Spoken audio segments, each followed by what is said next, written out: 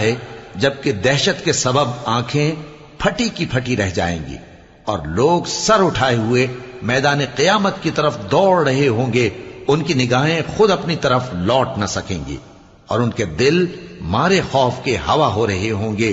اور لوگوں کو اس دن سے آگاہ کر دو جب ان پر عذاب آ جائے گا، تب ظالم لوگ کہیں گے کہ اے ہمارے پروردگار، ہمیں تھوڑی سی مہلت عطا کر تاکہ ہم تیری دعوت توحید قبول کریں اور تیرے پیغمبروں کے پیچھے چلیں۔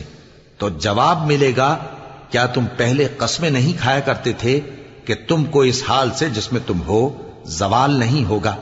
اور جو لوگ اپنے آپ پر ظلم کرتے تھے تم ان کے مکانوں میں رہتے تھے،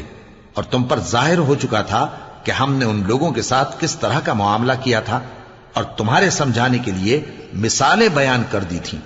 اور انہوں نے بڑی بڑی تدبیریں کی، اور ان کی سب تدبیریں اللہ کے ہاں لکھی ہوئی ہیں۔